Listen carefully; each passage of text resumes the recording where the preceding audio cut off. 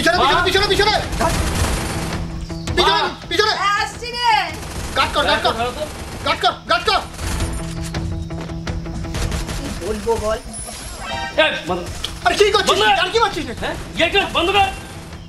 সারাদিন ফোনের মধ্যে ঢুকে এই বেকার চেকে কি করে বাবা, কি করে? কি বলবো? আমি তো বলতে পারি। সারা রাত ধরে ফোনে গেজাবে, এই করবে। আর ওর বয়সের ছেলেরা তো ইনকাম করে এখন সব জায়গায় টাকা দিচ্ছে। হ্যাঁ আমি টানতে পারছি না, তোমরা বুঝতে পারছো না যেটা? আমার ভালো লাগছে না, তুই যা তো। দেখে এই, ভাল লাগছে না বললে হবে না। হ্যাঁ দাদাটা খাটতে খাটতে পাগল হয়ে যাচ্ছে, আর তুমি সারাদিন বসে ওই মোবাইল নিয়ে গেম খেলবে। তো কি করবো? আমি কি চলে যাবো বাড়ি থেকে? চলে যাওয়ার কথা কেউ বলেনি। তোমার বাবা একদম কি রাজা উজির যে কারি কারি টাকা দিচ্ছে? চলছি আমি জানি একমাত্র সংসারে। ছেলেটা পাগল হয়ে যাচ্ছে ভাবতে ভাবতে। এনার কোনো হেলদোল নেই। সালা বাড়িতে যখনই থাকবো তখনই সালা গায়ে দরকার। তার তোমরা কি আমাকে পাগল করে দেবে? পাগল করে দেবে তোরা? কাজ করবি না তুই? ঠিক করে কাজ করবি না? করবি না? আমি করবো না। করবি না? আমি করবো না। হ্যাঁ আমি করবো সব। হ্যাঁ সব দায়িত্ব আমি নেবো। হ্যাঁ দেখে তো এটা ঠিক কথা হচ্ছে না। হ্যাঁ এটা কাজের চেষ্টা কর, যথেষ্ট বড় হয়েছিস। আর সেই ছোট ছেলেটা নেই। ওর বয়সের ছেলেরা, ওর বন্ধু বান্ধব আজকে বিয়ে পর্যন্ত হয়ে গেছে, সংসারে হাল ধরেছে। আর ও সারাদিন ফোনের মধ্যে হ্যালো হ্যালো হ্যালো, পুকুর পাড়ে হ্যালো হ্যালো হ্যালো, সারাদিন বেঁকে থেকে কি করে ও? তাহলে কি চাইছিস? আমি চলে যাবো বাড়ি থেকে। আমি চলে গেলে তোমরা খুশি হবে? দেখ কথা বাড়াবি না, আর উল্টো পাল্টা কথা বলবি না। হ্যাঁ এর মাথাটা মোবাইল মোবাইল করে গেল। হ্যাঁ মোবাইল ওকে শেষ করে দিল একদম। কি চাইছিস? আমি চলে যাবো তাই তো? তুই তো একা থাকবি এই বাড়িতে তাই তো? কাজে যেতে হবে না, আমি যাবো। আমি থাকবো। আমিও চলে যাচ্ছি বাড়ি থেকে। এদের জ্বালায় আমার হয়েছে বড়। ভিডিওটি দেখার পরে আজকে একটা জিনিস আপনারা স্পষ্টভাবে বুঝে গেলেন, সেটা হচ্ছে আপনাদের জীবনে কত বড় সমস্যা আসতে পারে যখন পরিবারে মিল থাকে না।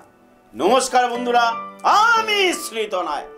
আজকে এই আলোচনাটা নিয়েই থাকবো। এই আলোচনাটার মধ্যে একটা জিনিস আপনাদের বুঝিয়ে দিয়েছি। ভিডিওটি দেখার পরে একটা জিনিস বুঝেছেন, পরিবারে যখন অশান্তি হয় তখন আপনাদের কত কষ্ট হয়, আপনারা কিভাবে সেই সংসারটাকে মেনটেন করেন আমি বুঝি, কারণ আমার কাছে এরকম ক্লায়েন্ট আছে। তাই আমার কাছে যারা বিশ্বাসের সাথে আসছেন, যোগ্যতা অনুযায়ী আমাকে সম্মানের সাথে রাখছেন, তাদের যোগ্য সম্মান আমি রাখবই। মনে রাখবেন বন্ধুরা, পরিবারে যখন অশান্তি হয় তখন কিন্তু শান্তি কোনো দিক দিয়ে আসে না। তাই পারিবারিক সুখ শান্তি থেকে বজায় রাখার জন্য আমি অনেক টোটকা দিয়েছি। আজকে আলোচনার মাধ্যমে এবং ভিডিওগুলোর মাধ্যমে বোঝাতে চাইলাম বা অভিনয়ের মাধ্যমে বুঝিয়ে দিলাম যে আপনাদের এরকম ঘটনা ঘটতে পারে।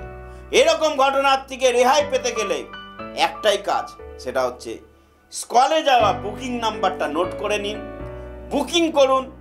আপনার কাছাকাছি কোনো না কোনো চেম্বারে আমি অবশ্যই আছি, সেখানে দেখা করুন।